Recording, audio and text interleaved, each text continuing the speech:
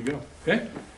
All right. It's just a rollover from bottom newaza, bottom guard, into tate shiogatami or udegarami. And if you don't get the arm lock, you do have them stuck in a pin. Yeah.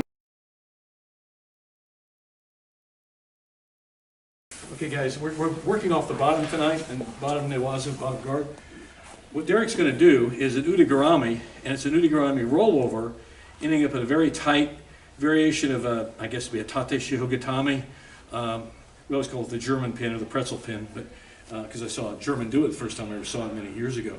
But it's really a kind of variation of a tate shiogatami with an udegarami arm entanglement. So watch what he's going to do. He'll just do it the first couple times, and we'll coach through it real quick here. So go ahead and begin.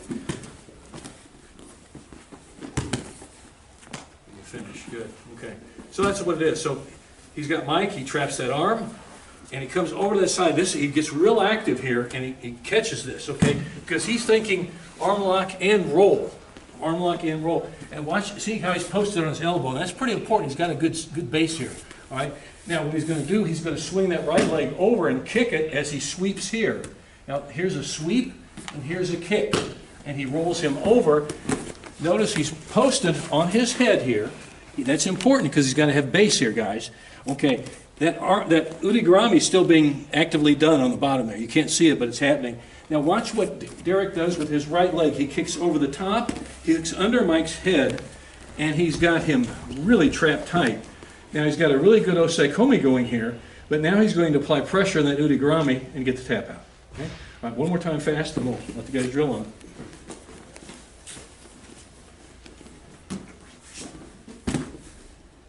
There you go. Okay?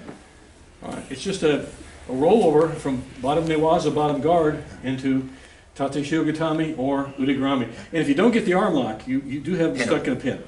He is stuck there. Keep it in a chicken wing position, and it'll end up being more of a shoulder lock than it will be an elbow lock. When you've got his shoulder pretty much immobilized by the head behind the neck and sitting on the top of it, really all you have to do is just kind of lift up the entangling arm. So let's flip you over here real quick. So we're coming through. I'm going to bump him over. Come on around here, guys, so you can see what he's doing here with his arm. So I don't want his arm way up here when we come out.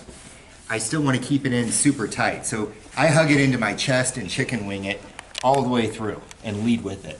And that way, it's the first thing that lands and it starts getting pinned and it stays in that chicken wing, which is important for the finish. And notice also when he does this, guys, he's posted on the top of his head as a base. He doesn't roll one side on the shoulder or the other to make it easier on himself. He's posted up there to give himself room to work and also to apply the more pressure with the joint lock. Yep.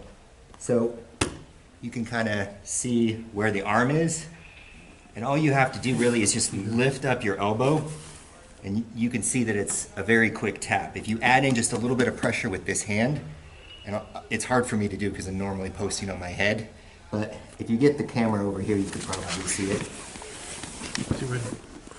Okay, so it's still in the chicken wing. I'm going to try and push his wrist through the mat and lift his shoulder up. And because I'm sitting on the top of his shoulder and I'm hooking the back of his shoulder with my foot, it's immobilized, so it's got nowhere to go.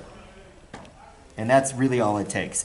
Don't worry about pushing this behind him or anything like that. Just try and push it through the mat and then just lift up and you'll get the finish.